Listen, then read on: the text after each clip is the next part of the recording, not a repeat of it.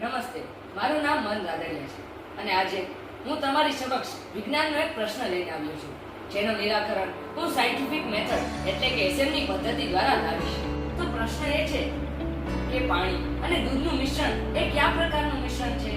આના ઉકેલ માટે આપણે પૂર્વધારણા એટલે કે હાઇપોથિસિસ રચીએ. તો અહીં આપણે બે ધારણાઓ કરી શકીએ. પહેલી એ કે આ દ્રાવણ સમાન મિશ્રણ છે અને બીજી એ કે આ દ્રાવણ વિષમાંગ મિશ્રણ છે. આ બંને ધારણાઓને ચકાસવા માટે આપણે એક પ્રયોગને ડિઝાઇન કરીએ. તે માટે આપણે સાધન સામગ્રી રૂપે દૂધ, પાણી, પારદર્શક કાચનો ગ્લાસ અને એક લેઝર પોઇન્ટર લઈએ. તો હવે આપણે પ્રયોગની શરૂઆત કરીએ. તો સૌપ્રથમ આપણે પારદર્શક ગ્લાસમાં દૂધ અને પાણીને સમાન પ્રમાણમાં રેડીશું.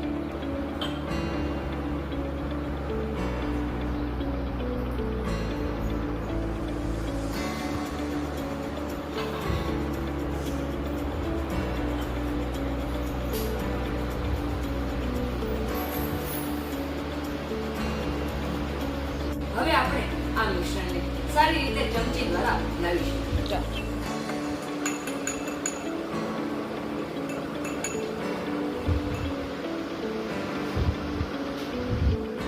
તો હવે આપણે આ પારદર્શક કાચનું અવલોકન કરીએ.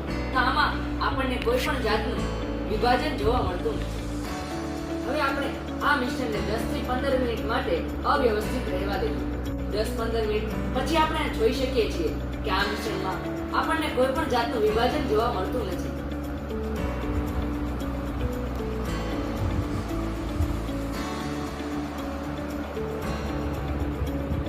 હવે આપણે આ મિશ્રણમાં ટિન્ડલ અસર એટલે કે લાઇટ સ્કેટરિંગની ટેસ્ટને તપાસી જોઈએ.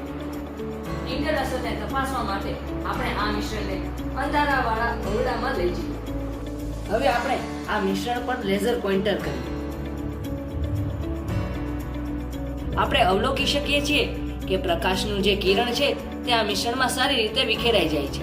આ બધા અવલોકનો પરથી હવે આપણે ડેટાને એકત્રિત કરીએ. પ્રારંભિક અવલોકનમાં આપણને જોવા મળ્યું કે મિશ્રણ છે તે એક સમાન દેખાય છે. 10-15 મિનિટ પછી પણ આ મિશ્રણમાં કોઈ પણ જાતનું દ્રશ્યમાન વિભાજન એટલે કે નરી આંખે જોઈ શકાય તેવું વિભાજન આપણને જોવા મળતું નથી. લાઇટ સ્કેટરિંગ ટેસ્ટ એટલે કે ટિન્ડલ અસર તપાસવામાં આપણે જોયું કે પ્રકાશનું બીમ છે તે મિશ્રણમાં સારી રીતે મિશ્રિત એટલે કે આખામાં વેરવિખેર થઈ જાય છે, જે પુષ્ટિ કરે છે કે આ મિશ્રણમાં વિખરાયેલા કણો છે. તો હવે આપણે આ ડેટાનું વિશ્લેષણ કરીએ. આ મિશ્રણમાં કણો એક સમાન રહે છે અને ટિન્ડલ અસર પણ દર્શાવે છે. તેથી આપણે કહી શકીએ કે આ મિશ્રણ વિષમાંગ મિશ્રણ છે. આ પરથી નિષ્કર્ષ આવે છે કે આ મિશ્રણ વિષમાંગ મિશ્રણ છે.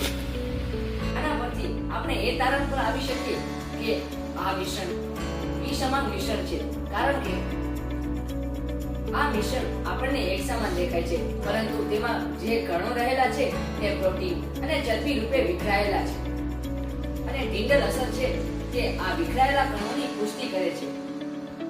તે દર્શાવે છે કે આ મિશ્રણ વિષમાંગ મિશ્રણ છે. આભાર.